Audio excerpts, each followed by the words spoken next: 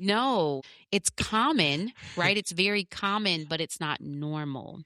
It's not the way Gotcha. that our bodies were designed. I feel that anyone that we hire, they need to be doing one of three things: saving us time, either making us money or saving us money. And then they need to be reducing our stress or bringing us peace of mind. I was going to struggle either way, and I can struggle working for someone else or I can struggle building my own things. So the work doesn't stop then. It's really about finding work-life sustainability.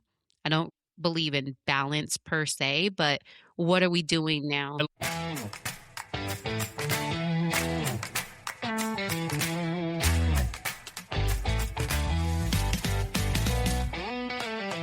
Hey there, and welcome to From the Ground Up Show, the show where we encourage and inspire the next generation of free-thinking leaders by telling the stories of those that have been there, done that, and are still getting it done, building a life that they love with their hearts, their hands, and their hustle. I'm your host, Eric Loden.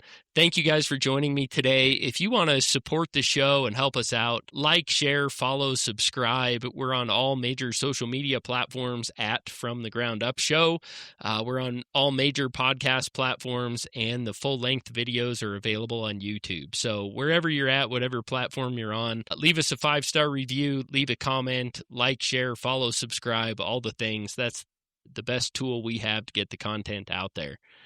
Now you can get your own From the Ground Up Show merch. Check out our store online at shop.fromthegroundupshow.com. Again, that is shop.fromthegroundupshow.com. Today, I am excited and honored to have Dr. Alicia Newsome as a guest.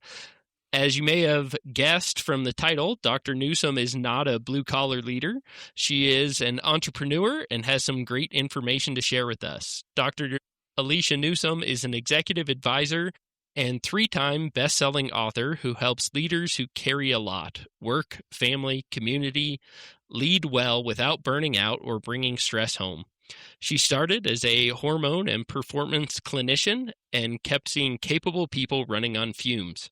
That gap drove her to build the Integrative Leadership Framework, a model that strengthens business operations, restores body-level capacity, and protects what matters at home.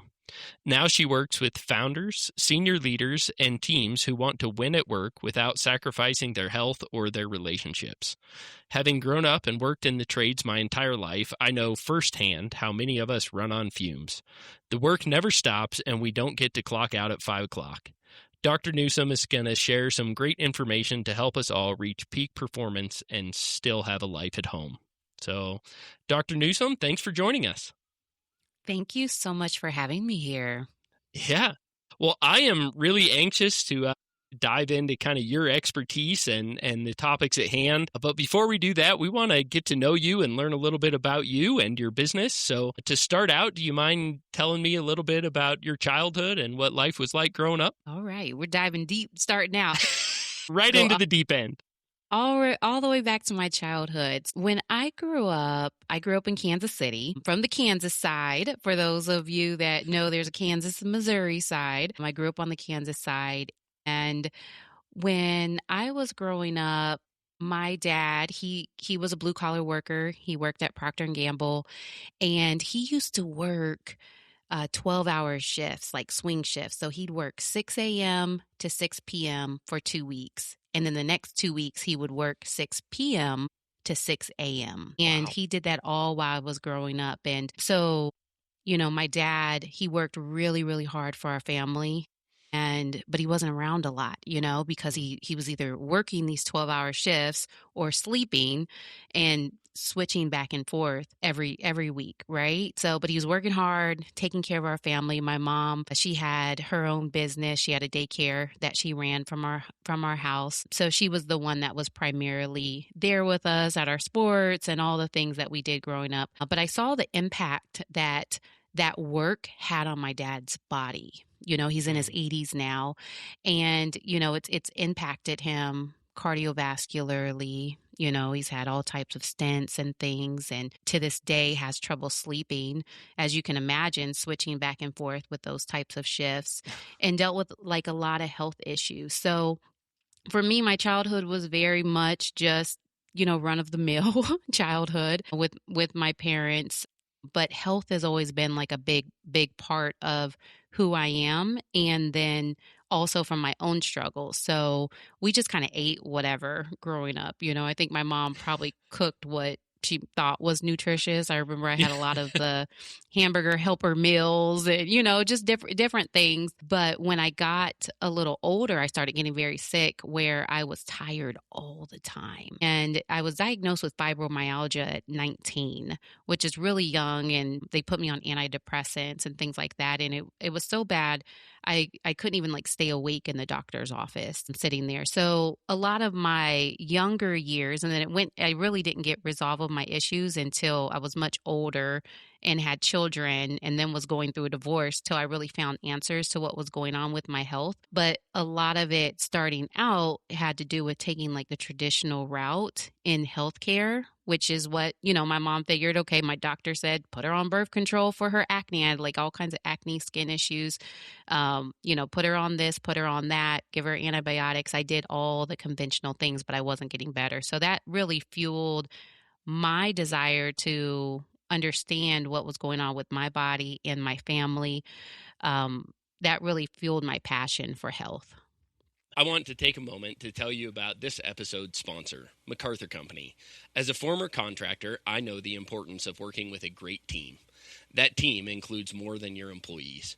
You need what you need on time and at the right location. Competitive pricing sure helps too. A good relationship with your supplier can make a huge difference. That is why I always use MacArthur Company. At MacArthur, you are more than just a number. You are a person, a customer, and a friend. With branches throughout the United States, MacArthur is big enough to handle your most demanding needs, but they do it with small-town service. MacArthur isn't another big box store run by a board answering to stockholders. They are employee-owned, making them one of the last independent suppliers, serving all of your commercial, industrial, and residential building envelope needs. Whether you're doing roofing, insulation, HVAC, or siding, MacArthur has you covered with great service and a personal touch. If great service and good pricing don't win you over, make sure you check out their customer incentive program, where every purchase earns points towards a free vacation. I am already packing for my next MacArthur incentive trip. Call or check online to find your nearest MacArthur warehouse so you too can enjoy superior service and start earning points towards your next vacation. Get what you need, when and where you need it. All the service without the hassle. MacArthurCode.com. Okay. All right. And as a doctor, imagine you have considerable education. So you grew up with some health struggles and had a passion for health. When did you decide you wanted to become a doctor or go into the healthcare industry? Well, I always wanted to be a doctor. I always was like, that was always a thing growing up in my mind, like, okay, I want to be a doctor. And originally my undergrad degree is actually in psychology. So then I figured by the time I would finish with school, I'd be really young. So I was like, nobody's going to listen. I wanted to do like marriage and family counseling. And I'm like, I'll be like 26 when I'm done. Nobody's going to listen to me talking to them about giving them marriage advice, right? So I ended up not going that route. And I used to have really bad neck pain, back pain, constant headaches. I would take like 5 Advils at a time for my pain. And I ended up meeting a chiropractor and going to her office and learning about that. And that was my introduction into like a more holistic way of dealing with my body. So my headaches went away, my back pain went away. And again, I was very young. I was in my early 20s dealing with these things. So that's what spurred me to go more down a medical route and then also holistically as well too. So from there, I went to school. And then when I got out of school, I had more of a wellness practice, but I still had a lot of low energy. That was something that I was never able to really get rid of. And just imagine Sunday afternoon, and at this time in my life, I'm going through a pretty painful divorce, leaving a very volatile marriage. My 2 little ones, they were still in diapers. And Sunday afternoon, I head over to a friend's house, usually after church, and everyone's hanging out. And I sit down on the couch and I fall asleep immediately. I was so tired, and they were like, we got the kids, you're good. Give her a blanket and a pillow. And it wasn't for me just like that on Sundays. It was like that for me on Monday and Tuesday and Wednesday. Every day I was just tired, like just doing what I had to do to get through work. And then, like, time to put these kids to bed, right? I want to get them in bed so mama can go to bed.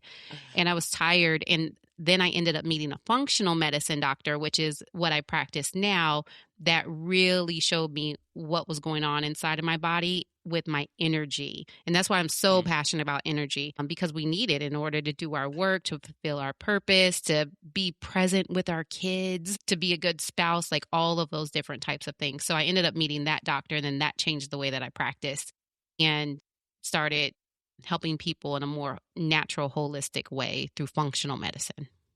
Okay. So, yeah, it sounds like a pretty extensive education there, starting out with Yeah. psychology and then into more traditional practice and now holistic medicine. What did that education look like? How many years did that take? Where did you go to school? I went to school in Georgia to Life University. So, I mean, I got my undergrad degree and then my doctorate, and then so about 9 years. Yeah. Wow. Yeah. Yeah. And was there more education involved as you made the switch to holistic medicine, or did you not Yeah. have to start over there? There's more like additional certifications in functional medicine. They're not really required because our scope allows us to do these types of things, but I am an avid learner. So I don't feel like I ever stop. I'm always doing something else to learn, to be able to help my patients and my clients or the teams that we work with at different corporations. So I always have books. If you saw my bookshelf over here, it's full of books. And then I've got Audible. So it never stops for me. I enjoy it. Yeah. Right now, I'm even, which might sound weird, I'm entertaining right now looking at getting a master's in leadership and organizational development just because I love it. Like, I just love, and it brings me back to like the psychology side of things where I feel like I should have always done that because I'm really good at leadership and teams and people. So when I have some spare time, I'm looking at that. Oh man, as a mom and a business owner and a doctor, I'm sure you have plenty of spare time. Well, they said I can take one class at a time. Oh, okay. All So right. we'll see. Well, yeah, that kind of leads into my next line of questioning. I know you're running your own practice now. You have your own team. Can you tell us a little bit about your business? When did you decide to start your own practice, and what did that process look like?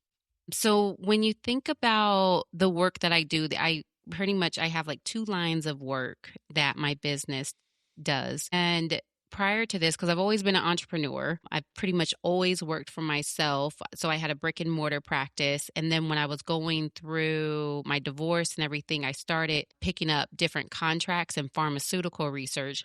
So I was a consultant for those companies. And then I launched this practice virtually in 2022. So 4 years ago, I launched this practice, and I work with people all over the country, really all over the world. I have clients in Uganda, I have clients in the UK. So people are able to work with me just from the comfort of their home, log on to Zoom, and I'm right there and able to help them. So my practice has two arms. One is working with individuals primarily focused on hormones, and men have hormones too. But you do, but typically we think women with hormones, right? And that is typically my main line that I work with is women. And then the husbands usually come in if they hear me in places like this, but still, usually men, you guys are a little stubborn. So normally the wife will just order the lab work for the husband and he'll do it. And then we meet together. I show you what's going on, the facts, like this is, all the objective data. And then from there, we work together. Not a lot of men are like, hey, let me just get checked to get checked, right? Yeah. So we typically do it that way. So you started your practice virtually in 2022. Yes. Do you see patients physically? Do you have a brick and mortar shop now, or is it still entirely virtual? Everything's entirely virtual, but I do have some clients that will like come into town and see me that way. Okay. But nope, everything's virtual, so it's much easier. I've had brick and mortar before. There's a whole overhead that goes with that that's different. I will say in this day and age with online, there's so many softwares and there's a lot to build up overhead there too. Yeah. But it's a different kind of beast that you're dealing with. So Yeah. I have the functional medicine arm, and functional medicine, for those that are listening and are wondering, what is functional medicine? Think of it as if I like to give this analogy. If you're driving down the road and your check engine light comes on in your car, right? And you're like, oh, okay, I got to take my car to the mechanic, or you may know what, you may need to check it out yourself. But regardless, the car needs to be checked out, right? There's something going on. So imagine me, because I don't know what's going on. I'm going to take it to the mechanic, and imagine the mechanic comes out and I let him know, okay, well, my check engine light came on last week. I'm hearing a little rattling in the car. And he's like taking notes, writing everything down.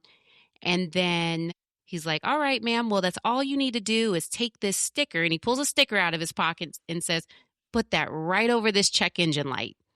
That would be crazy, right? You'd expect that mechanic to open the hood, run some diagnostic tests, find out what's going on inside the car. Like, why is my check engine light going on? But a lot of times we allow doctors to do that with our bodies, but then also us too. We get these check engine lights that come on. So, brain fog, trouble focusing, trouble sleeping at night, gaining weight, especially around the belly area, digestion issues, trouble pooping, all these types of things are check engine lights. It doesn't mean like you have a disease, right? It's not like now I've got, heart disease or high blood pressure. You may, but those are all check engine lights going off in the body. So in functional medicine, what we do is we look at the root cause of those issues, like what's really going on that's causing these things in your life.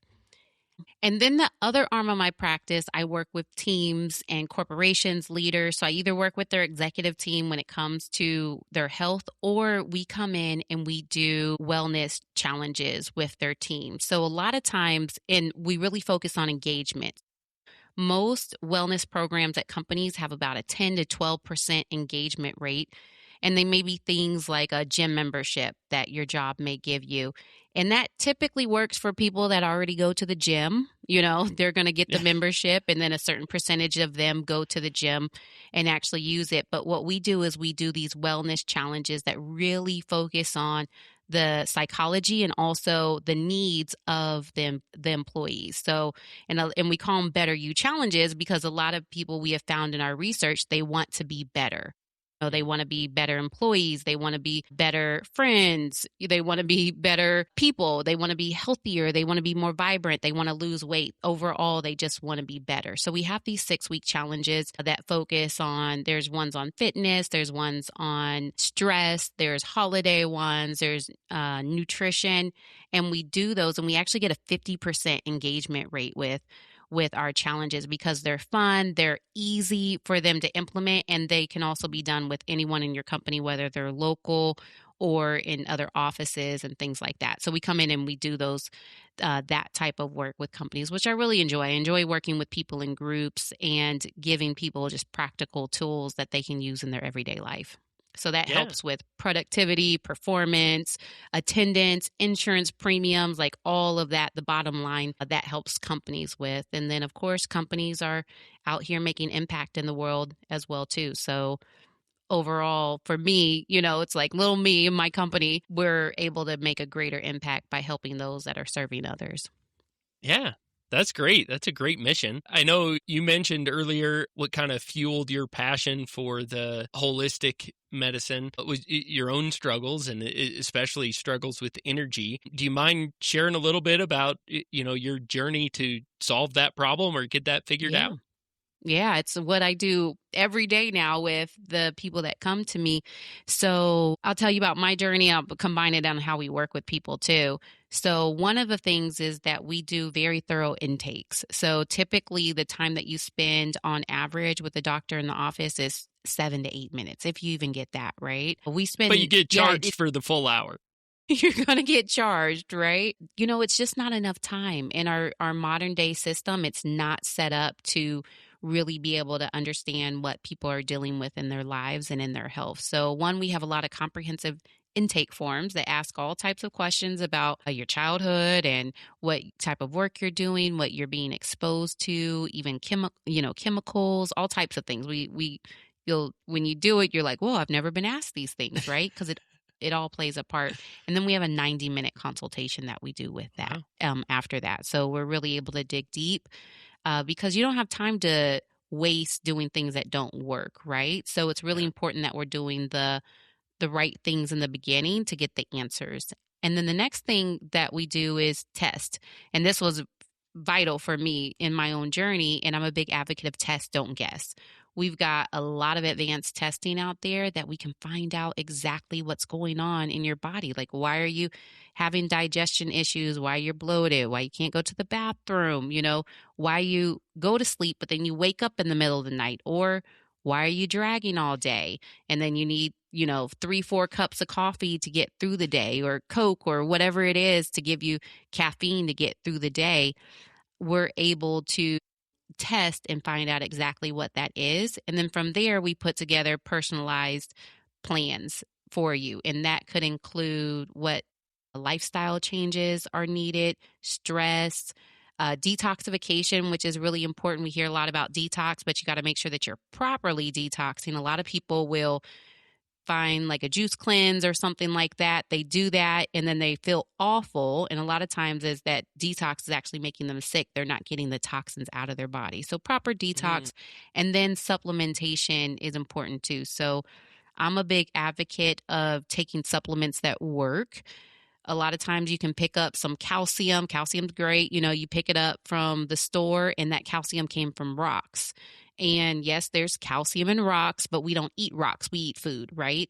So we want to make sure that the supplements that you're taking, one, you actually need them. And we got that from your data, from your labs and your intake paperwork. So you're able to know that you're taking the right things, and then you're also taking good quality supplements as well. Yeah. So, sorry, you said a lot there. I got a lot of questions here. You said, a lot of people do detoxes and it doesn't actually help. It maybe ends up making them more sick. Is that Yeah. because they're getting a detox formula plan system from a unreputable source, or is it just that that's not what they need at that time and maybe that detox would work for somebody else? Well, there are some sketchy sources out there, and you also have to make sure that you're doing detoxification properly. So, before starting any detox, you want to make sure that your drainage pathways are open. I don't like that word, but it's still the best word we can come up with. Your drainage pathway. So your pee, your poop, your sweat, we want to make sure that all of those systems are working well. Your kidney, your liver, all of those organs, they're doing what they need to do to detoxify first, because one, you don't want to go in and like start pulling toxins out and then they can't get out of your body, right? So we want to Yeah. make sure that all your drainage pathways are open. So we do things in the beginning to make sure that is good. And then we want to bind toxins. So you want good binders. And though Okay. they're basically supplements, they come in different forms. So you don't want to pull toxins out and then they are just floating around or go back into your bloodstream. That's where people will start feeling sick and things like that. So you want to be able to pull toxins out and then bind them and then get them out of the body. So that would be a system for detoxification. You want to make sure you're doing something that's doing all three of those things. Gotcha. So it's maybe not that people are doing the wrong thing, but they're doing it incompletely or at the wrong time. Yes, Okay. exactly. You want to make sure that you're doing the right thing in the right way at the right time. And so that's probably a big reason, a lot of the do it at home kits or whatever, you might be better off doing that with a provider such as yourself Yeah. or an expert to guide you through instead of just trying to do it on your own. Is that accurate?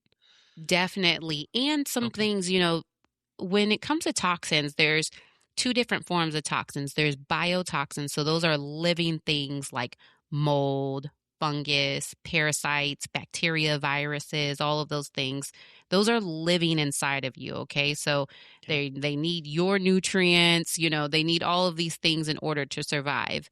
And then there's external toxins, and those are going to be things like pesticides that are sprayed in food, radiation, EMFs, medications. They're all toxic to some degree. Those are external toxins. So you also want to make sure that you're doing the right type of detoxification depending on what you're needing and in the right order. So one thing is you always want to get rid of mold before you do parasites, before heavy metals. Some people will try to jump to like, well, I've got mercury, or, like do a heavy metal detox, and you got to do things in a certain order. Okay. Wow, there's a lot to that. I personally have not partaken, but my wife does some detoxes and things like that, and I did not realize there was that much structure to it, or that much science behind it. I'm learning new things today. I love it. Yeah, I love it. I love it that you're here asking these questions. So Now you can talk to your wife about detox. yeah, yeah, maybe I'll understand what she's telling me now. You said that you wanted to be a doctor very early on, that was kind of a goal from the time of childhood. When was it that you felt the call to be an entrepreneur and run your own shop instead of working for somebody else? Well, when I finished school, I was kind of like, well, I can go work for someone else, but then I'm going to just, have to be paid what they're going to pay me. And at that time, it wasn't a whole lot.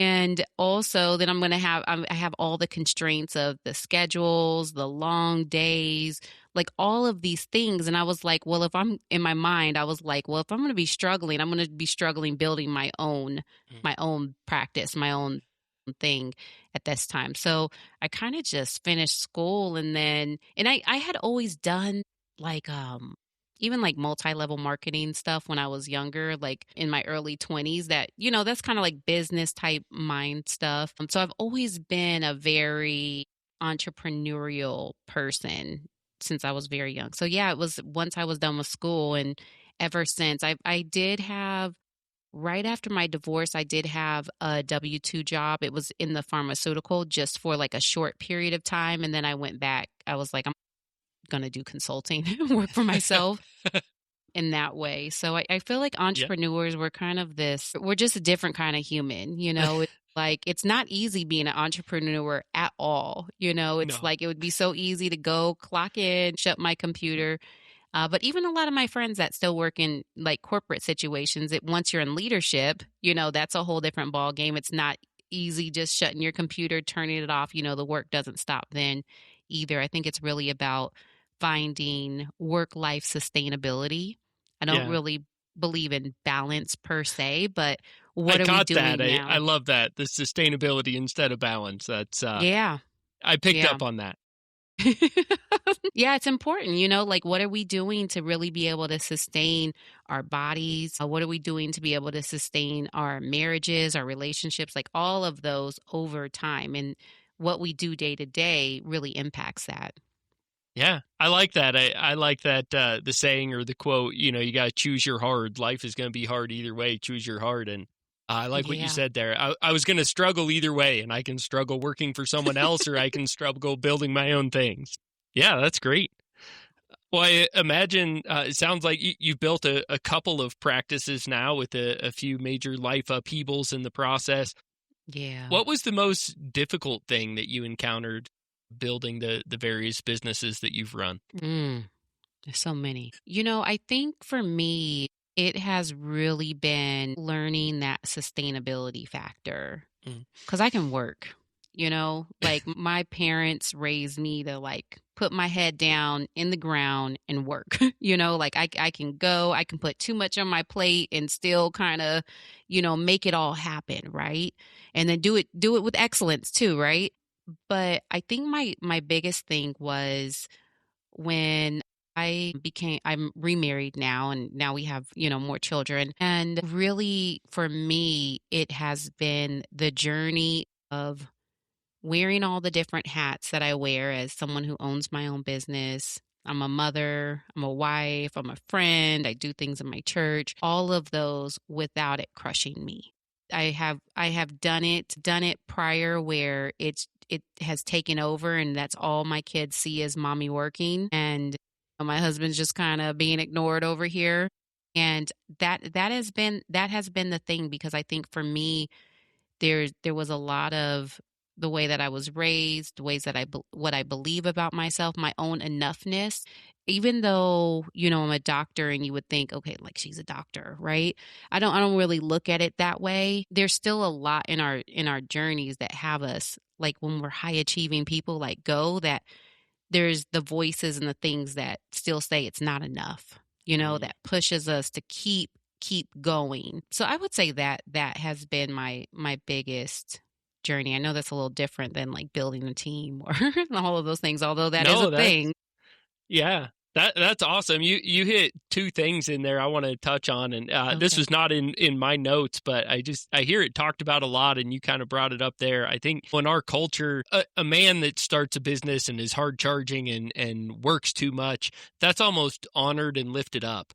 And as a woman in a professional environment, not so much in our culture. And if you go to work and work hard, you're told that you're neglecting your family. And if you ease Yeah. off at work and take care of your family, you kind of get this guilt that like you're not living into your potential.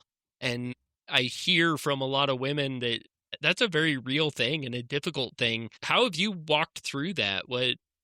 I guess maybe what balance or what solution have you come up for with that? Do you experience that?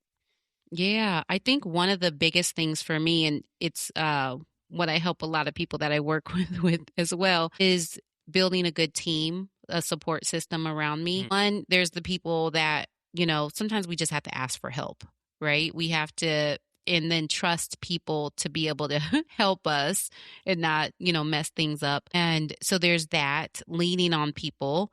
And then also the people directly in our team. So I have been very intentional with my hiring, and I actually enjoy hiring. I enjoy hiring. I don't enjoy Wow. firing, but I will. And I Yeah. used to hold on to people for a long time, like, okay, like hope they'll get better and, give them another chance. And then, like all the things. And now I'm like, nope, you just can't, for the sake of the business, for my own sanity. One thing is that I feel that anyone that we hire, they need to be doing one of three things. All three would be great, but at least one of three things. They need to be saving us time. They need to either be making us money or saving us money. And then they need to be reducing our stress or bringing us peace of mind. Mm. So that is and it's important that we delegate appropriately, have SOPs in place, all of those different types of things. Give people the autonomy to be able to fulfill the tasks that we need. We do if then that type of SOP. So if this happens, then you do that. So teaching them how to think, like how would I, as the owner operator, how would I do that? That has been a big piece for me because that has allowed me to actually be able to shut my computer at the end of the day, where before it was like I'm just working all the time. So having those people in place has been a big part. And then also realizing for myself and also my team, knowing this isn't an emergency room. And for a lot of us, we don't work it's not an emergency. Like there may be things, and there may be some things in some people's positions where it's like, we have to address this right now, but everything isn't an emergency all the time. So having that in place, and then also I have transition routines for myself. So, a lot of times I have morning routines and evening routines too. They're quick, and we can talk a little bit about that if you want, but I Oh, we're have gonna we're gonna dive into that here in a little bit for sure. okay, good. So, but I have transition routines that I have that literally just, and I'll give an evening routine as an example of my son. My son is 2, he's about to be 3, and he knows, at nighttime it's like, okay, time for bed. He knows that's a cue for him. And he's like, okay, he knows he's about to go get a bath, have his bath, get lotion down, pajamas on, story read to him, go to bed. That's a routine that he has that's been created for him. So it's a signal to his body it's time for rest, and he goes to Mm. bed now. He didn't in the beginning. It took a little work with him. He was a little harder than my girls, but he knows now. We can lay him down awake that way, and he goes to Yeah. bed, but we're very consistent with that routine. So there's things that we have to do for our bodies and our brains to trigger it's time to turn off, and turning off work is one of them. Transition routines could be things that and I work from home. So it's like the kitchen's right there. The kids are right here. My office is between two of my daughter's rooms. There's a space here. So I have to be very intentional to cue my body, cue my mind. It's off. So that could be things like writing down your to-do list, like a brain dump right after work, everything I got to get done tomorrow. So I'm not thinking about it while I'm hanging out with my husband or cooking dinner or with my kids. I'm not thinking about my employee or a client or, something we've got to get done tomorrow. It's on that piece of paper. It will be there tomorrow. That really helps to get that out of our brain onto paper. You can also do other routines where these are a little more girly, but like essential oils, like different things, like turn some on, like cue the brain. They're very good for signaling different things within the brain. Yeah, the brain responds really well to scents, right? Yes, Yeah. very well to scents. So you can have scents that you use that's like, okay, now it's, family time now. You could have calming routines, music, now I turn on my song. Like when you see someone go up on stage and they turn on music for that person, Hmm. that kind of thing you can have for yourself. You could be coming home from work and just take, I'm taking 10 deep breaths, maybe even saying a prayer and like, okay, now I'm leaving everything that happened at work and now I'm going into my sanctuary to my home. So transition routines are really good for that. Oh man, there's a lot of gold material right there. I know we were planning on talking a lot more about health, and you're just throwing out leadership and business advice for those of you guys that are listening on 1.5 or 2 speed. You need to slow it down and rewind that last few minutes. There's a lot there with training your staff and the SOPs and hiring and firing. There's a lot of great lessons in what you just shared there. So I noticed you were pretty intentional talking about work-life sustainability and not Yeah. work-life balance. What does that distinction mean to you? What does it mean to be sustainable rather than finding balance? Well, I think about balance as like if I'm trying to stand on one leg and juggle, like it's just hard, right? Right? It's just not going to work and you can't do that long term, Yeah. right? And not everything in our life is always going to get equal amounts of attention all the time, right? There are Hmm. going to be seasons in our businesses and in our work where that is more of the focus. And there may be seasons where family is more of a focus, like when you have a baby, or when a loved one's sick, or when your kids have things going on with their games and things like that. So you're always kind of moving things around. And then the sustainability part for me is really what are we doing today that is really going to allow us to live 20, 30 years from now. So if we're in our 40s now, what am I doing today that the 60-year-old version of me can thank me for? Like I'm so glad Mm. you did that, Alicia, because now I can still get up and down the stairs. I can get on the floor with my grandkids. Like what am I doing now? So I really look at the sustainability factor of our health, our stress levels, what we're intaking as far as toxins in the environment, toxins on TV, that's we don't really think of toxins as TV things, but like what are we inputting all the time? And can we do that long term? That's the way that I look at work life sustainability. Yeah, that's great. I love it because yeah, there are times when you don't get to just split, personal time, family time, and work time 1/3, 1/3, and 1/3. Yeah. Sometimes like work might take 100% today or this week or for this season, but Yes. it's orchestrating your life in a way that I love that what you said that yourself 20 years from now is going to be grateful for the steps you took today. That's perfect. I love that. I The don't one think I've thing heard it put that way before. The one thing we do have to be careful about, because we do this a lot as entrepreneurs and leaders, is when the work is taking 100%, we're like, I'll get to it when. And then Mm. that the win may happen. We may hit that milestone, that goal, and then we move that goalpost again. And now we have a new project. And then we're like, we'll get to it then, when I'm done with this. Okay, I'm almost done. Once I get through this, this quarter, then I'll do that. We have to be mindful of that too. And it takes time. It takes time to say, okay, I'm going to start integrating more of more of the family aspect or our hobbies and things like that into life too. We got to be conscious of that. Yeah. Were you having a conversation with my wife before we got on here? No, she's I like, have talk to been him about toxins and talk to him about.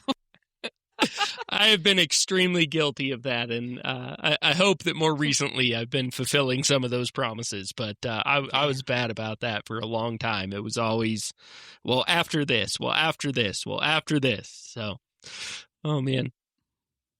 Us humans. If you work hard or train hard, you know the frustration of cleaning sweat out of your clothes. Most detergents just don't do it.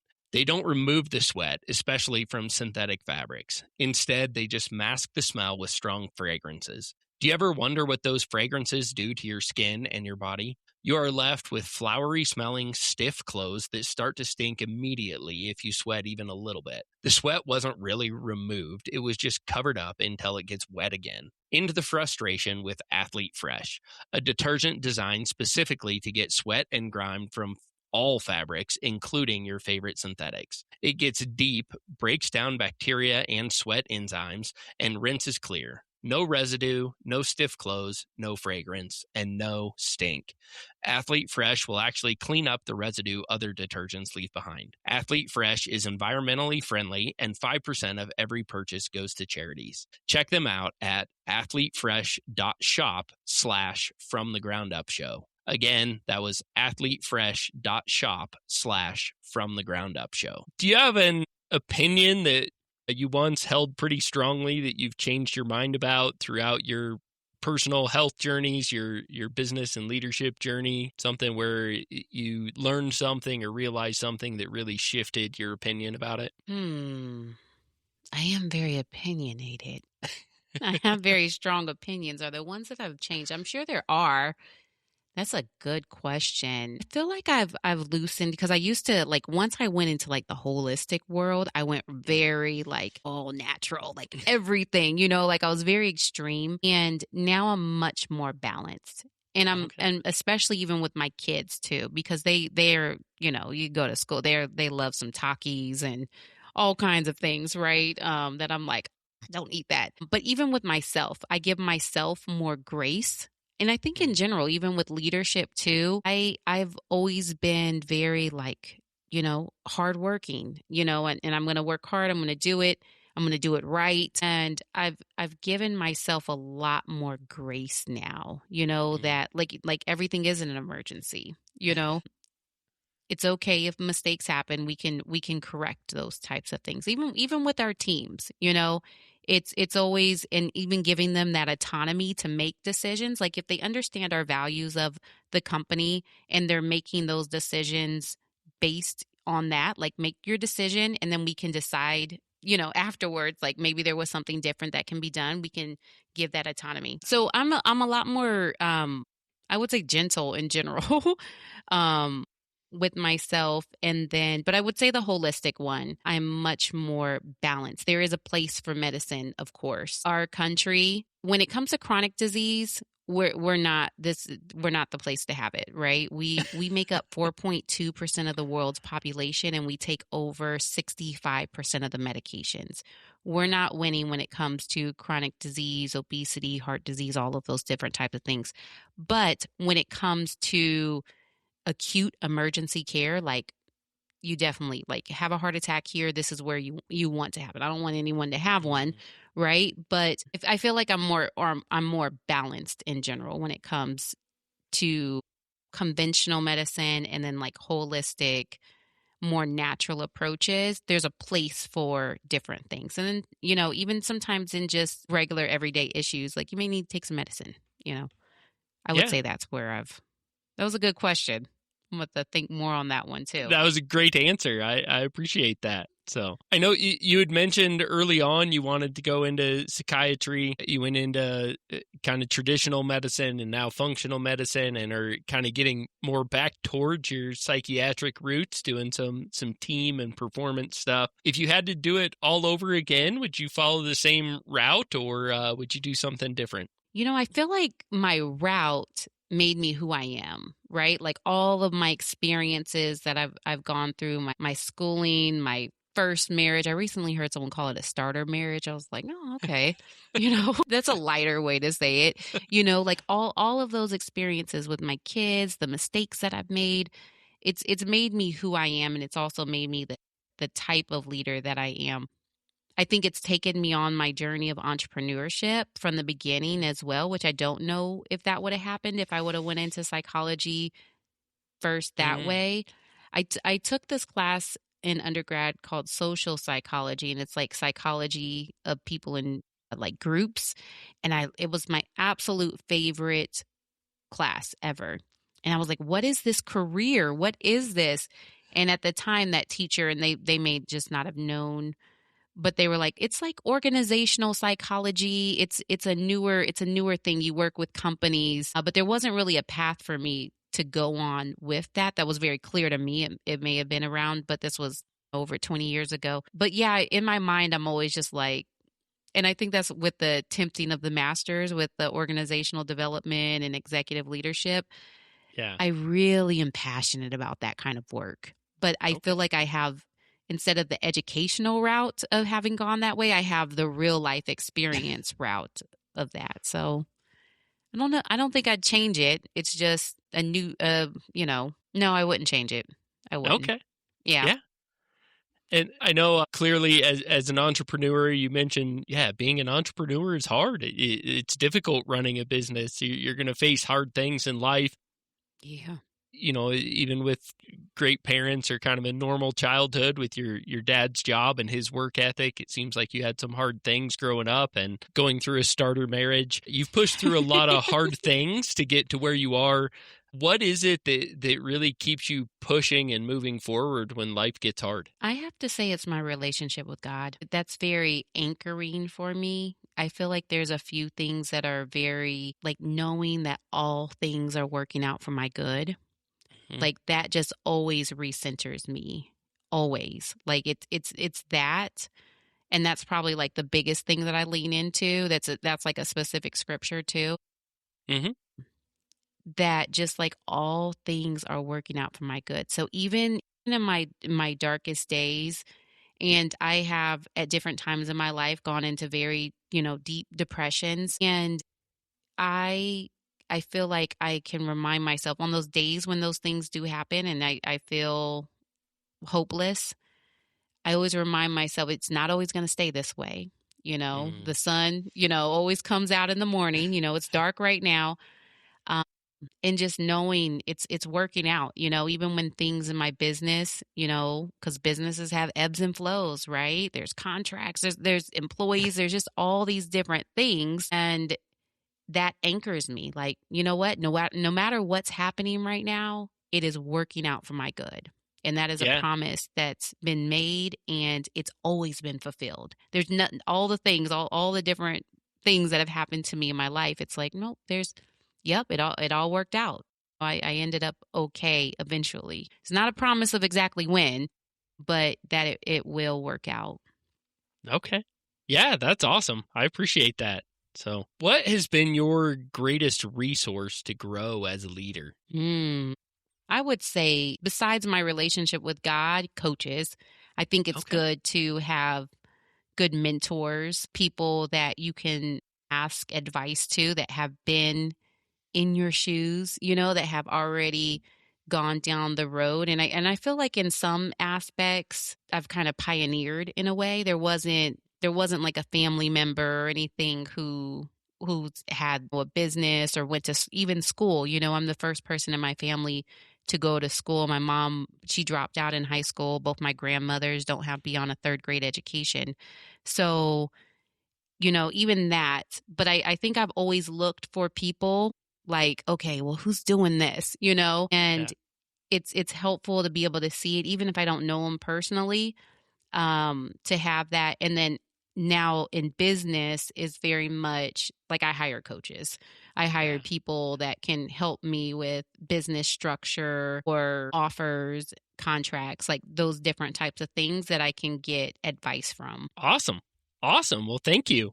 And yeah, I appreciate spending so much time learning about you and your business. And I know you're probably anxious to dive into some more of the specifics. You know, we deal with a lot of blue collar industries, a lot of guys that are kind of out in the field doing physical work. I know you've spent a lot of time working with that. What are some of the early red flags for like a team leader that might be facing some burnout? What are things we should be looking for?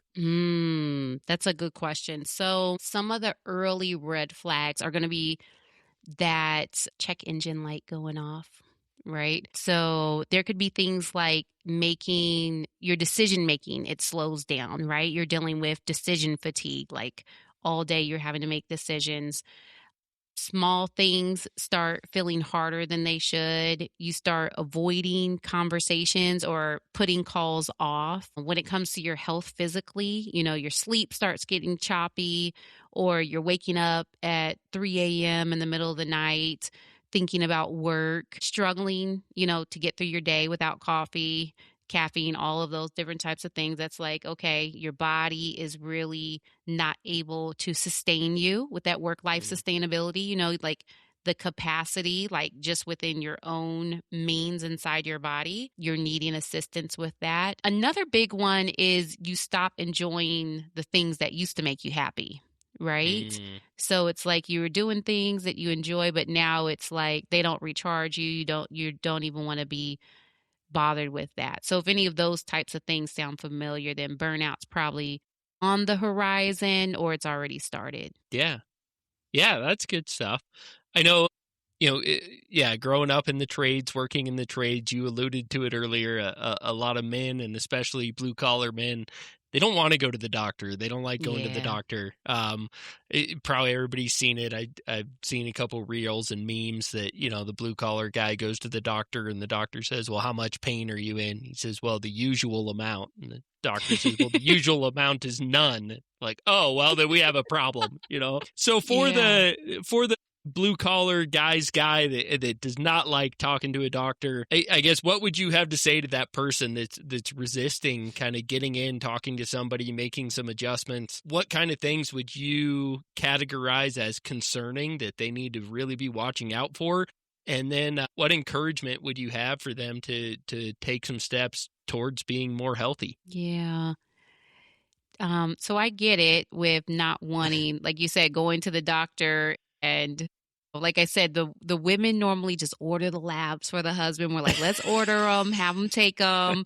But one thing that I love about men is that when you guys see your results, you're Hmm. like, okay, yeah, I'm going to do something about that. No. Where that's different with women, it's like, okay, now we're gonna, like, how are we gonna do this? Where I feel like with men, it's like once you do have it and you have your plan in place, you do implement. It's just getting you there. And I know it's not something that you want to deal with. It's not fun to talk to, and sometimes it can be scary too because you're like, okay, what's gonna show up on these labs, right? I say this, and it's because it's the truth and I feel like it needs to be said. But the first sign of the heart attack, 50% of the time, is the heart attack.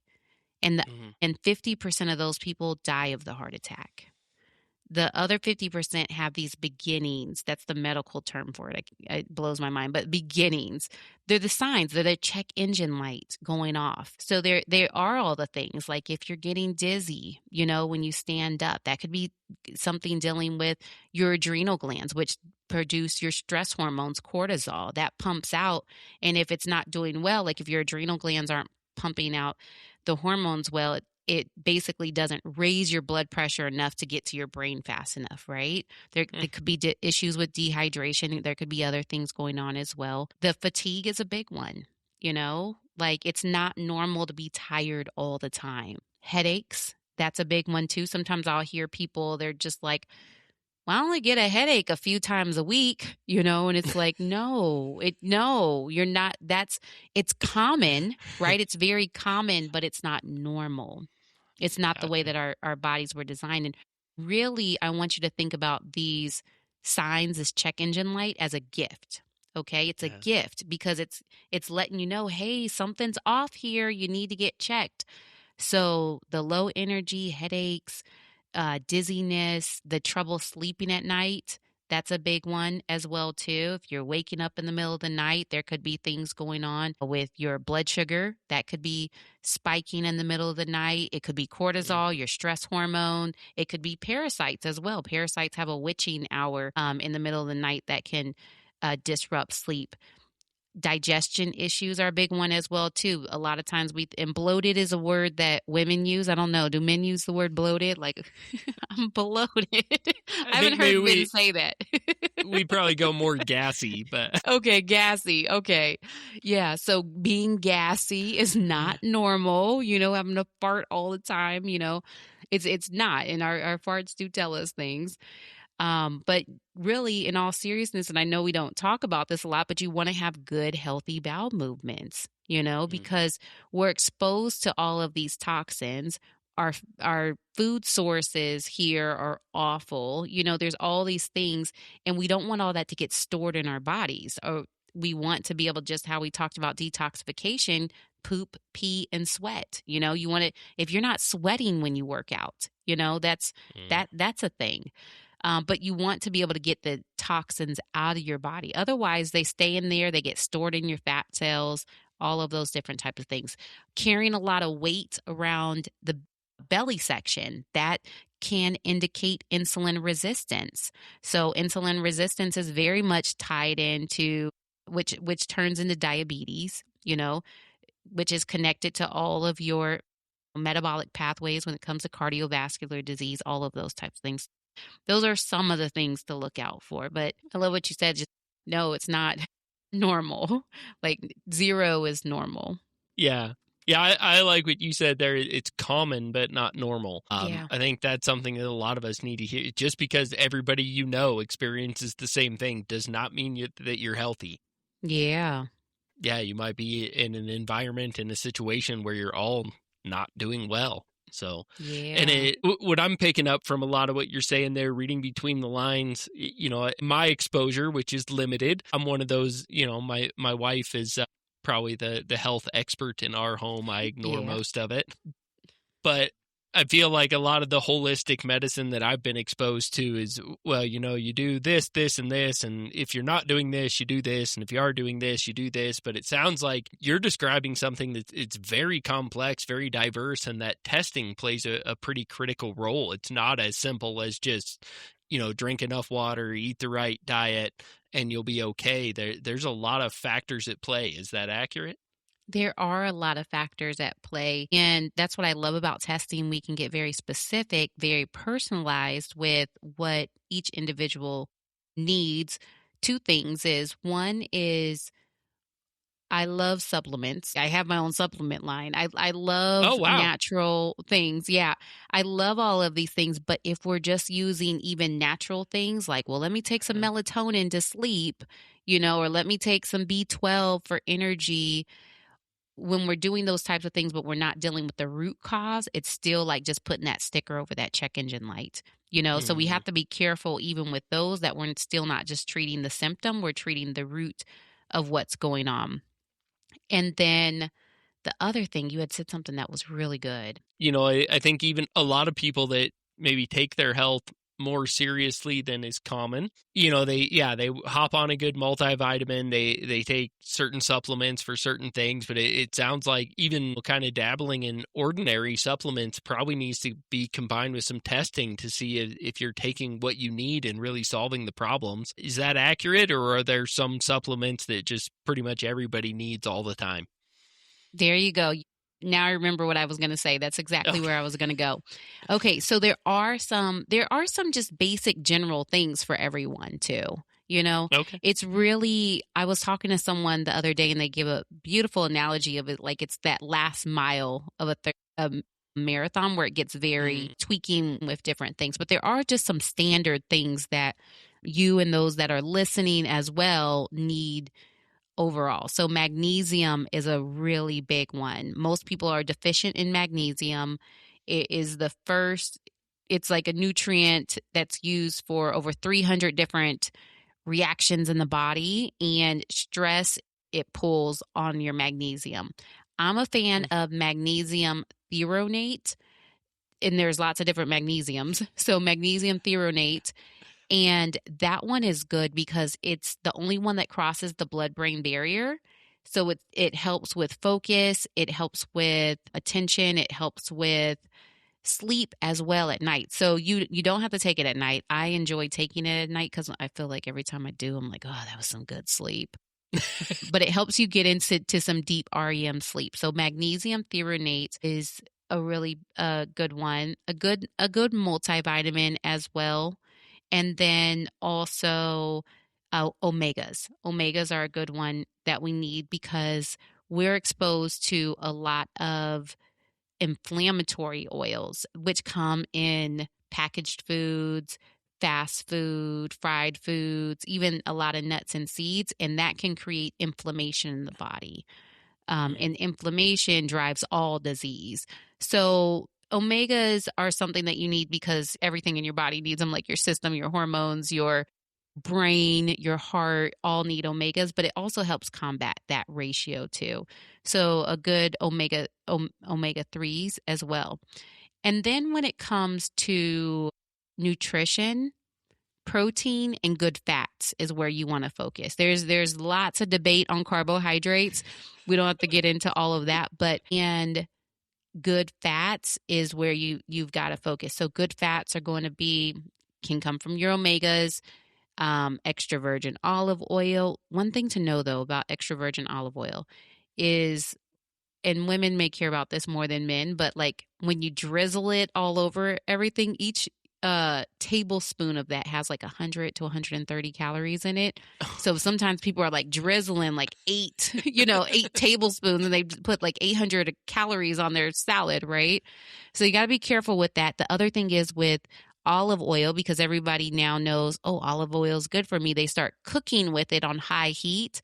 If you Mm. cook with it on high heat, it makes it rancid. It makes those oils inflammatory. So now you're doing the exact opposite. So I just recommend drizzling olive oil or using it to lightly saute. And it's better to cook with something like avocado oil or tallow or butter, ghee, those types of things, that coconut oil that are do better on high heat. I know I went on a little rant there. Oh no, I Um, love that. okay. I've heard, it seems like everybody's on one side or the other. Either olive oil is the answer or it's what's killing you. And I think you just brought that first full circle for me to understand it. Maybe a little bit of both. It is Yeah, high calorie. It's good for you, but don't cook with it on high heat. That's kind of the, exactly. okay. All right. Good, good, good. Okay, I'm glad that was helpful. Yeah. Some of Yeah. these things I can talk about for days. So you want to make sure that you're getting the good fats in. Avocado, salmon, coconut, all of those things are good fats. The meat from, like, if you like a ribeye steak, I love a ribeye steak. Oh, You yeah. want your meat to be grass fed though, just Okay. because the conventional meat, they're fed corn and all these other things that cows weren't necessarily designed to eat, and they're also inflammatory, and then they're eating it, we are eating it, so the fat in that is inflammatory. But grass fed, you're getting good omegas from that. Eggs are another good source of that. If you're doing like pasture raised eggs, you want to have a nice dark yolk too for the egg. Okay. So when you look at it, you don't want like a bright yellow or light pale yellow. You want a nice dark orange yolk Okay. inside. So those are all really good fats. And then now we've kind of stepped into proteins because your eggs have protein, your ribeye has protein. And what you want to do is you want to get in whatever your ideal body weight is. So let's say your ideal, and this is easier for men, let's say your ideal body weight is, what do men want to weigh? 180? I don't know, 200. That's a lot. Sure. Um, for women, typically it's a little lower. But typically that's how many grams of protein you want to get in a day of protein, your ideal body weight. So if it's 200, that's quite a lot of protein, but try to get in at least like 160 grams of protein a day. Those are really important for building blocks, all those amino acids and everything to build up everything in your body, all of your organs, your tissues, your heart, all of that. So really focusing, making sure that you're not deficient in those and getting in good protein and good fats. That's great. I love that. I could eat ribeyes and eggs. If that's all I ever ate, I'd be happy. So now I can tell Men my wife that I got that advice from an expert. men do really good on things like carnivore and all of that where you are eating a lot of that. Women, we have to be a little bit more particular because of our hormones and then our need for glucose and all of that. But yeah, men, you guys do good on that. Yeah. Yeah. Just make sure it's good. It's good sourced meat though. Okay. Yeah, that's the key. We don't want all the corn and the additives in there. It has to be good grass fed beef. However, from the Alicia that has a little more balance, it is better for to have like the meat sourced protein versus having, the Big Mac, right? Okay. Like with the bread and, all of those different types of things as well too. So little, give and take there. Gotcha. So a lot of our listeners are probably working in the trades. Maybe they travel for work. They're, hitting gas stations or fast food for lunch, or maybe even all three meals if they're Yeah. working out of town. What are some simple things that they could do to improve their health given the lifestyle that maybe they're kind of stuck in? So when going through fast food or gas stations and things like that, maybe just get it, what does In-N-Out call it? And I know In-N-Out's not everywhere. They call it like green style or they call it something. It's got a cute name. But when you get the burger, and I know it might be hard in the beginning, but get it without the bun, Gotcha. That's just all just refined grains. That's all that does is spike your blood sugar. So here's the thing too. And men may not say it as much as women, but I know a lot of men do care about weight and all of those types of things and appearance. When glucose goes up, and that comes from, the bread from the burger or candy snacks, any kind of sugar, it goes up. Insulin's got to come out and it's got to lower it and it's got to bring it down. And when people start becoming insulin resistant, it's when they need more and more and more because their body's constantly flooded with this glucose, right? From different refined carbohydrates. So it's important for two reasons. One is when glucose goes up, insulin's got to come out and it's got to lower it. Insulin's a fat storing hormone. So if you're trying to lose weight, it's going to be very hard if insulin is having to come out all the time to do its job. The other thing is if you're needing lots of insulin to come out, it's very inflammatory. And that's where we start getting into those conversations about heart attacks and heart disease and all of those. Those are all inflammatory driven diseases, which I know I'm going down the scary route again, but it's important, because all of us have family, and I'm very passionate about this because this is the way that the people in my family leave us, like they're here one day and they're gone the next, and it is an awful thing to watch. My uncle, he worked same thing as my dad. They both started at General Motors, and then my dad moved, to Kansas City when they opened a plant there. But he worked and worked and worked and worked. And then he retired and then he had a heart attack, and it's like, that's not the route that we want. And he's not here with us anymore, and then also even before that was starting to have knee issues and, just all of these things. So I know I don't want to be the bearer of like bad news, but sometimes we need to pay attention to that because one, we have purposes to fulfill on this earth and we have family that love us. They want us to be here for us and not leave too. Yeah. Yeah, that's great. And I know a lot of people in my circle and probably a lot of our listeners are a little bit younger. They maybe are not concerned about the heart attack now. What would you say to the 20-year-old, the 22-year-old that still has a fast metabolism, seems to be doing well, but is living an unhealthy lifestyle? What advice or encouragement would you have for them to take care of things now? I think just start with the little things, start being cognizant and also pay attention, like you might feel like you're, I'm good, I'm working, I'm doing all these things, but then are you, how are you sleeping through the night? How is your focus? How is your energy levels? Are you needing a bunch of caffeine to get through the day? Those are the things to pay attention to now, right? Also, how is that impacting, your relationships with your staff? How is that impacting your relationship with your wife or your significant other or your kids? If you do have some of those check engine lights going off and you're giving everything to work right now, is there anything left over afterwards? And just to go back to your question and tie it in here, because I kind of went down the road of inflammation in the body. I'm so passionate about it. For even the young person and even the older person who's going to, you're grabbing the fast food or going to the gas station, all of those different types of things, which I even do myself. I've got kids, I'm rocking and rolling. It's like, what are we going to eat tonight? One thing that you can really do is like beef sticks and things like that. Those can be helpful. Paleo Valley has some great ones. There's a lot of really good beef sticks out there now, but different kinds of snacks that you can take with you. So you're not allowing like your blood sugar to drop too low. You're able to have like good protein throughout the day.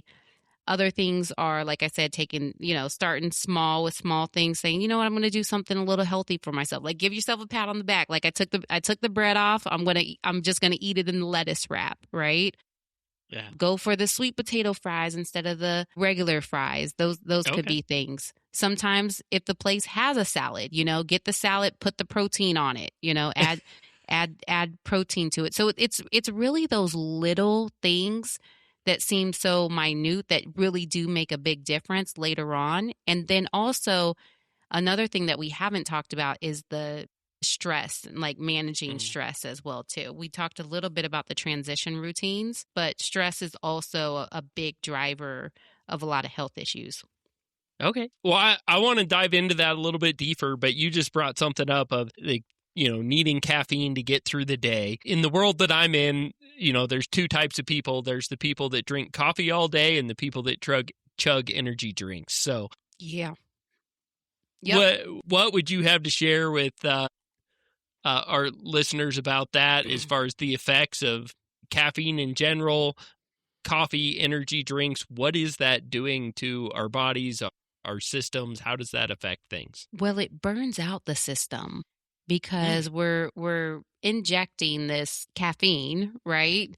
Energy drinks, coffee, which isn't all bad. Like I drink coffee. I enjoy a good cup of coffee, right? But it's causing the body to produce this excess adrenaline, right? It's giving us like the get up and go, right? And when I work with people that especially have been doing this for a long time, which is most people, I know in your industry and just, I feel like the world in general, there's like a Starbucks on every corner, right? And all these different coffee shops popping up, and you go into the gas station, there's all types of energy drinks. I feel like there used to just be Red Bull, but now there's all kinds of things there, right? Sorry, I'm going to interrupt for just a second. Yeah.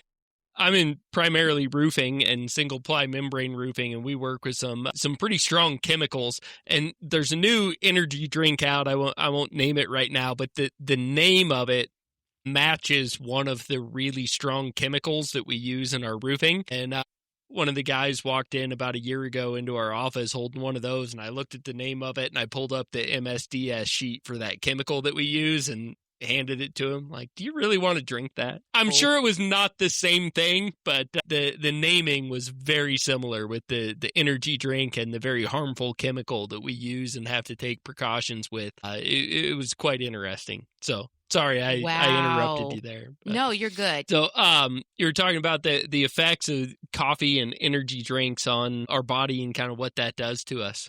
Yeah. So it's going to increase your adrenaline. Cortisol is your stress hormone, and cortisol is really designed to just be there short term. Okay. So think about in hunter-gatherer days when we were out, the men were hunting, the women were, home with the children, maybe gathering berries and things like that, right? Imagine it's a lion coming after you or a bear or something like that. What you would do is you would defend, you would protect, right? You would get rid of the invader, right? The lion. You would either fight it or you would run away, right? But either way, the body, you're eliminating the stressor from the body. And we were only meant to deal with this type of stress short term. Okay. So just when that invader comes in, cortisol, adrenaline, all of that comes out for that short period of time. And then our bodies go back, and that's called fight or flight. It's our sympathetic nervous system. It comes out short term, and then our body should return to parasympathetic state, which is rest and digest. It also ties into testosterone, and for women, their sex hormones like progesterone and estrogen, right? So when our body's in this fight or flight state, it can't be in the parasympathetic. So that's going to interfere with your digestion, your ability to sleep, perhaps your libido, which is becoming more of an issue for younger men even now due to the different things in the environment, and then also due to chronic stress as well, So that's very important. So the effects of caffeine is pretty much forcing the body into this place where, the heart rate goes up, higher blood pressure, you have increased alertness, which you want. Glucose comes out more. So remember, glucose goes up. Insulin's got to come out to lower that. It's very inflammatory if you're also trying to lose weight. It's a fat storing hormone, and it can help you stay focused, motivated, ready to go. I use it on days occasionally where I'm like, okay, I want to get some things done, right? And I get to enjoy the effects of it because I use it every once in a while. But chronically using it, like I know a lot of people that they just day in and day out, it's almost like it, you can drink some coffee and then go to sleep, right? Mm-hmm. It's not even, you don't even get to enjoy the good effects of it anymore. And for some people on the other end, it can create anxiousness, jitteriness, irritability, interrupt their sleep, and all of that. So those are some of the things that it can have due to the sympathetic nervous system. And then also it impacts our dopamine pathway, so our feel good pathway. So on one side of it, it can be, that's why people enjoy it too, is because it produces that motivation, helps with mood, the reward behavior, like, oh, I feel good, right? So you've got to use it in balance. And if you're having to use it all the time, that's not normal. Okay. All right. So if, like you said, in my world, there's two kinds of people, the coffee people and the energy drink people. Yeah. If you're using caffeine selectively in appropriate doses to give you that boost, that energy, is there one that's better than the other? Ooh. Okay. So when it comes to coffee, and coffee is so moldy, which a lot of people don't realize. I almost would lean towards an energy drink unless you're having coffee that's like mold free or organic. And I say that because in the same thing when it comes to like grains and things like that. So think about like coffee, it gets wet, it gets moldy. They just still grind all that up, right? And they give it to us. But coffee has your polyphenols in it. Coffee does have a lot of good benefits if you're like have good source coffee. And also I've seen some good energy drinks out there that have like the B vitamins and things like that in there too. I would lean towards one of those two versus the ones that just have like the hardcore caffeine in it that way. I would want to get my coffee from, not my coffee, my caffeine from the coffee or from like an energy drink that may use like green tea or something like that. Okay. All right. That's interesting. And so you brought up something, this is brand new to me. I'd never heard that with the mold and the toxins that can be introduced in coffee. Is there a difference, like if you buy whole beans and grind it yourself versus buying ground coffee, or you mentioned organic might be better? If we're going to use coffee for our caffeine source, what is the best source?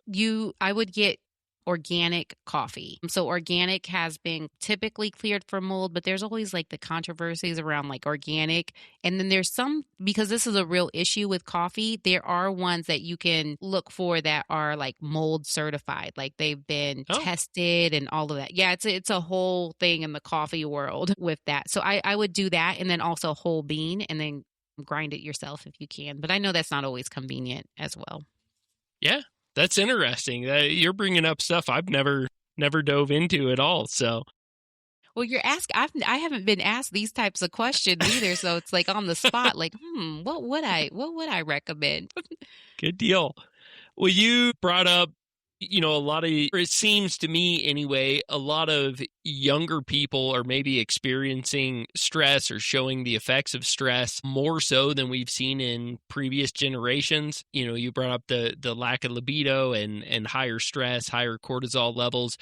Do you have any thoughts about the cause of that?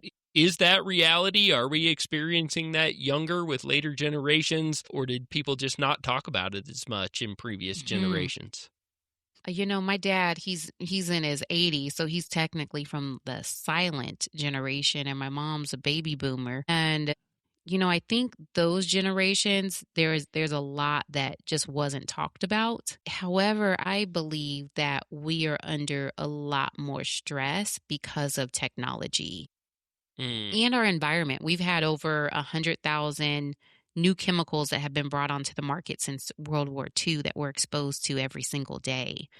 So that's a big issue as well. So there's a few things that stress the body out. So we know life. So life is going to life, right? We're going to have issues with work, employees, our spouses, our kids, finances, all of those types of things, right? And my view on that is that we can't eliminate all stressors. What I help people do is increase their zone of stress resiliency. So think about it as you're going down a river, whitewater rafting, not something I enjoy. I've done it like a couple times and I'm like, I'm good. So, but imagine you're whitewater rafting, you're going down, but you're like hitting the sides, like the banks, right? You're like just mm, bumping. What we want to do is we want to open up your zone of stress resiliency. So we want to open that wider so that when life lifes, you're able to just go down that river a lot easier without hitting the bank. So that's what I help people with, really by identifying a lot of what's going on with delegation, asking for help, support, what's going on with relationships, how are we handling that, like our bodies inside. mm. And then also we want to eliminate the stressors that we can, and those are things like a lot of the toxins. We've got toxins that are there's two types of toxins. There's biotoxins and then there's external toxins. So biotoxins are going to be your mold, fungus, parasites, bacteria, viruses, and then you've got your external toxins, which are your things in the environment, which I've said all this, right? Yeah, I'm like, I'm that's repeating all, myself again. So that's all we've right. got all our biotoxins, but then we've got the deficiencies. So the lack of sleep, we've got the issues with the gut, we've got lack of nutrients, so good fats, protein, vitamins, minerals, amino acids, sunshine, breathing, like oxygen, all of those different types of things. And we want to reduce those stressors as much as we can, our food is much different than it was many years ago. We're exposed to many more toxins. And then because of technology, we, I believe, we're just exposed to much more than we're really designed as humans to even know about, right? Like what's Yeah. happening all over the world, and the news is very much there to like instill fear. Like there's think tanks that exist, like it's a whole thing because that sells. It's like people are tuned into Mhm. that, but that constant state of fear that's poured into us through the news, the media, all the bad things that are happening. All of us, even today, have had beautiful things happen in our lives, whether it's been an interaction with, someone in our family, a neighbor, someone at the store, like most people are good people, right? But that's not what we see when we open up social media or the TV.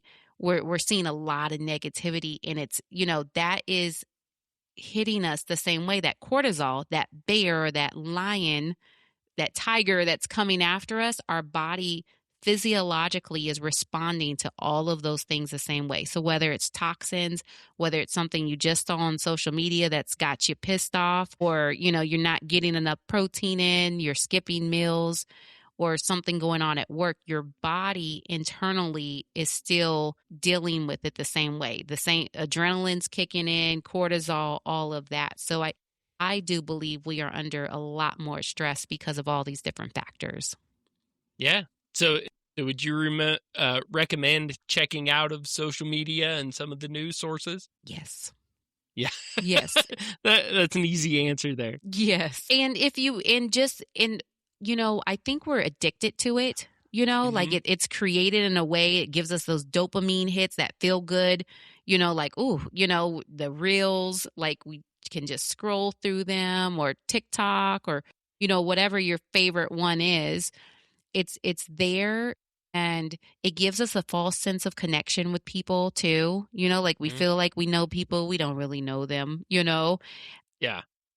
It gives us like that we feel like we're seeing or understanding what's going on.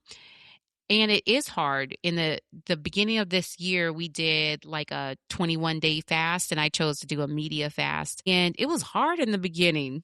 Like I just realized how much I like just automatically and I really don't in general, like it's not my thing. Like I have seasons where I'll start scrolling, but it made me pause. Like, okay, what am I gonna do? Because it's easy, like in the evening, to just kind of sit down and zone out. But really, our bodies aren't resting when we're Hmm. engaging in those activities. Like it's still like getting amped up, and then depending on how much, if you get involved, because people get behind their keyboards nowadays, and everybody's fighting and arguing with each other, and it's probably like their neighbor next door that they just waved at and didn't even realize it's not Yeah. really, but you know what I mean, like it's just another Yeah. human that a lot of times people are fighting with, and people are passionate about different things, and that's great. But yeah, my short to long to now short again answer is like yes, it's important to be able to disconnect from that and really connect with the humans that are right in front of us.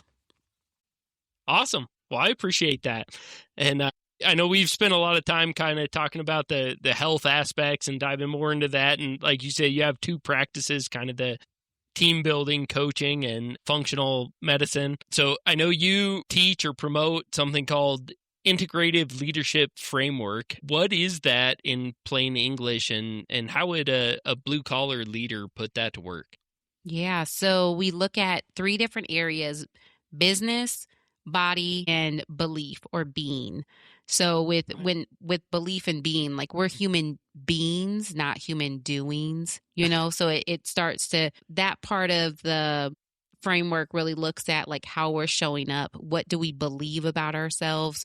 I touched on it a little bit. Like if we have kind of a running story in our mind, like I'm not good enough, or I always mess up, or people always leave me, I got to do everything myself, that impacts our work, it impacts our relationships.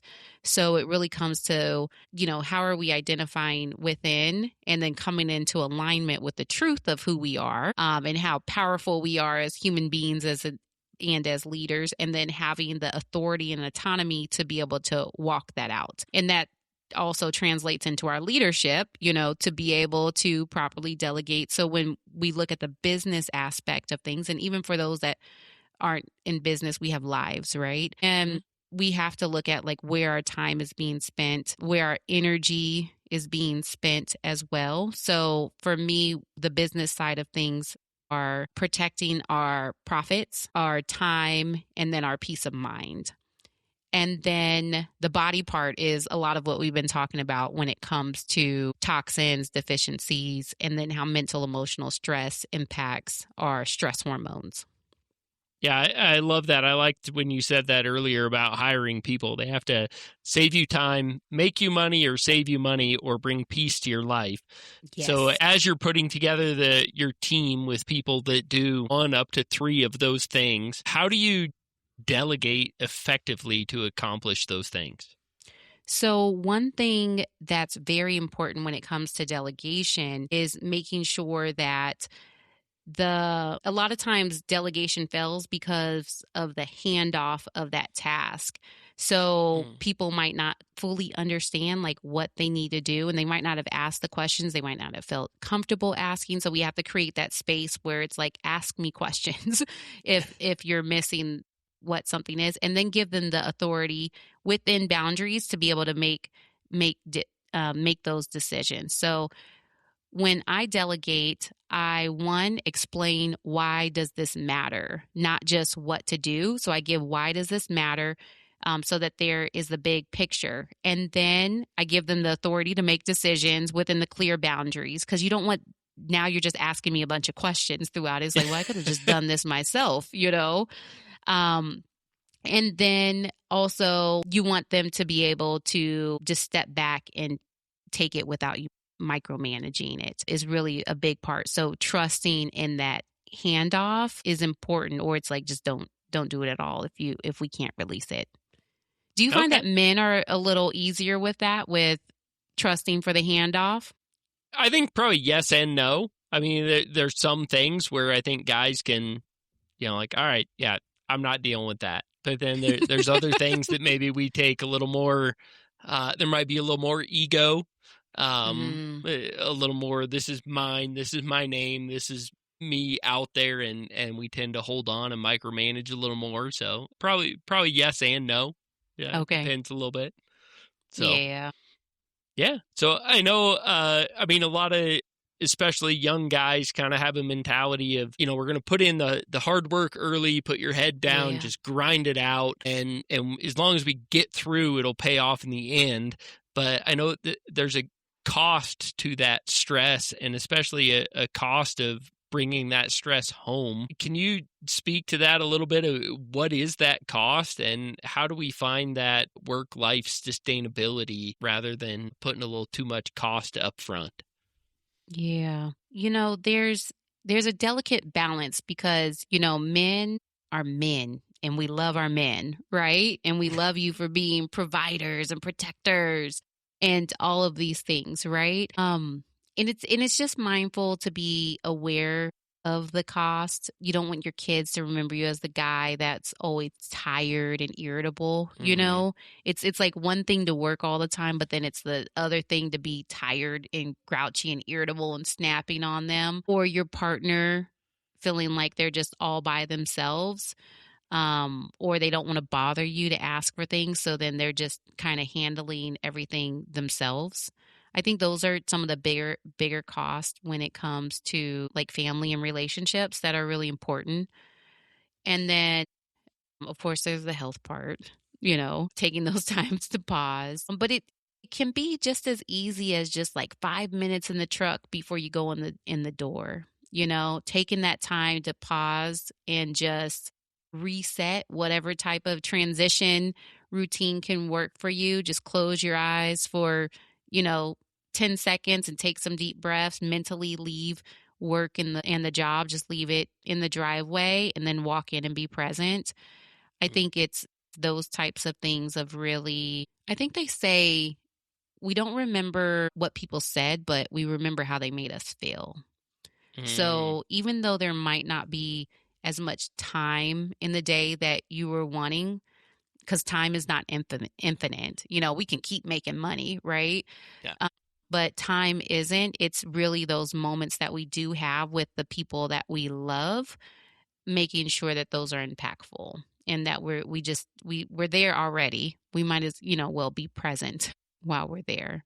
And there's literally nothing we can do when we're not actually working. Like we think we can because we're figuring stuff out in our minds, but it's worth it to be present. And also just even from a psychology standpoint, like neuropsychology, all of that, when we allow our bodies to rest, like truly move into that sympathetic state where our mind isn't racing, we're not trying to figure things out, we allow ourselves to step away from work, we actually become more creative. That's when our best ideas come to us, when we are more in that relaxed state. So you can even like technically the time that you have with your family, that even think of it like, this is my time to like let loose, relax, and also know there's a reward on that because psychologically, you'll probably figure things out because your mind and your body's more in that relaxed state. Yeah, that's great. That when I was running my roofing company, uh, we instituted a paid time off policy, and it was a result of. I went on a vacation, and the first day or two, I was kind of just checked out and relaxing. And about day three, I started brainstorming, and my brain was just free and working in a way it hadn't Yep. been. I came up with a lot of ideas to improve our business, and I thought, man, my guys need this too. Yeah. It's beneficial for the business to take some time off once in a while, reset, allow your brain to relax, and it's going to function better when you come back. So, Yep. that's great. And I understand that you have kind of a special offer available for our listeners. Can you tell us a little bit about that? If you go to just Dr. AliciaGifts.com, I have a guide there for you. It's completely free and it gives you tools that you can use right away when it comes to your energy and your stress resiliency. So just practical tools that you can implement. More than what we talked about today. I know we talked about a lot, but there's just tips and tools in there for you, and that's completely free. Wonderful. Well, thank you for that. I appreciate that. Yeah, you're And welcome. if some of our listeners are wanting to get in touch with you or engage some of your services, what would be the best resource for them to reach out? You can go to my website, which is just dralicianewsome.com. You can also message me on any kind of platform like Instagram, Facebook, LinkedIn. Those are the best ones to get a hold of me on. You can just literally send me a message there and I reply back as well. Awesome. Awesome. Well, I know we had said earlier we were going to talk a little bit more about kind of the transition. Oh, you had a phrase or a word for it, but transitioning from work to home, or you talked about your son going to bed. Mm-hmm. For the guys that are having a hard time with that, what are the key points of kind of that transition period to effectively move from, work mode to family mode? Transition routines. Routine, that was the word I was looking for. Yeah. What are the key points of a transition routine? How important is that? What should we be doing there? Really, the main thing is to recognize like what's happening in your mind and your body, which I know a lot of times you might be like, I don't even think about what's going, but it's really just something that's just going to help you relax a little bit. So oxytocin is the hormone that's basically like the opposite of cortisol, your stress hormone, and it comes out when you're feeling feelings of like deep connection. That could be with a spouse or a kid. We often think of it just with like moms who are nursing their baby, but it's because of the connection. So what you want to do is you want to do something that just feels good and takes you like out of your head, right? Of just like trying to figure out what's going on, work or finances or all of those different types of things. And that's different for everybody. So it could be, going for a 5-minute walk. It could be taking some deep breaths. It could be prayer. It could be turning on a song that you enjoy. Like, I think sometimes we just take life too seriously. I'm super guilty of this. I'm very serious. I joke and play, but it's like you got to do something to like shake it off.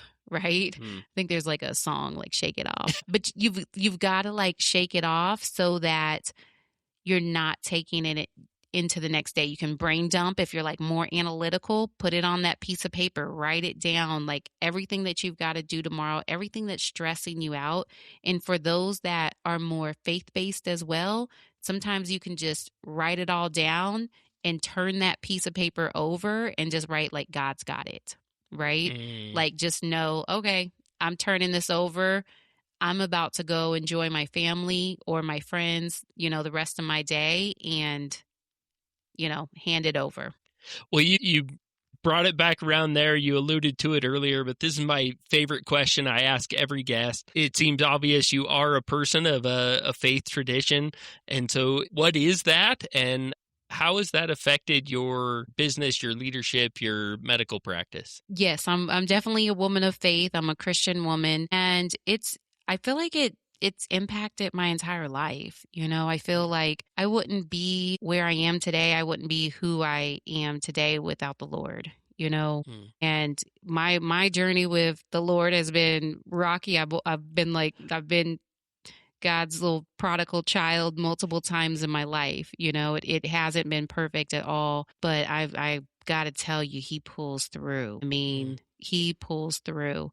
So when it comes to my business and my work, I truly I pray before I meet with my team. I pray before I meet with my clients, because a lot of times I'm dealing with people's deeply personal issues, and it's just like, sometimes it's like, okay, God, show me how to help this person, help me how do I need to serve this person today? Because yeah, I've got the stuff in my brain, I know medically, like I know the things to do, but a lot of times, as we talked about today, it goes so much deeper because it impacts so many different areas of their lives. So I truly have to give credit to God for everything. I don't even think I would be here without him. Like we talked about, like those times when we feel so hopeless, all things are working out for our good. Man, good stuff.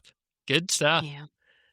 Well, is there anybody that you'd like to see on the show? Somebody that has an interesting background, an interesting business, an industry, or a business that you'd like to learn more about? Well, this is a good question. Who would I like? Like someone I know already or don't know? Either or. I don't know. I have to get back to you on that. I don't have a. Okay.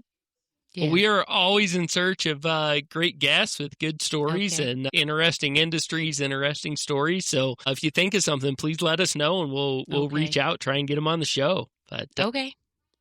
Yeah. Yeah.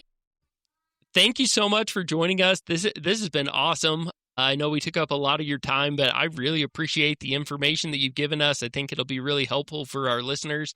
And I've learned a lot. I found it very interesting. So thank you very much. Awesome. You are so welcome. Thank you for having me. And thank you guys for joining us here on From the Ground Up Show. Again, if you would like, share, subscribe on all major podcast platforms, social media at From the Ground Up Show, and on YouTube, that would mean a lot to us. We really appreciate it. That's the best way to get things out there. And if you want to grab some new From the Ground Up Show merch, check out our online store at shop.fromthegroundupshow.com. Again, that is shop.fromthegroundupshow.com. Until next time, keep grinding.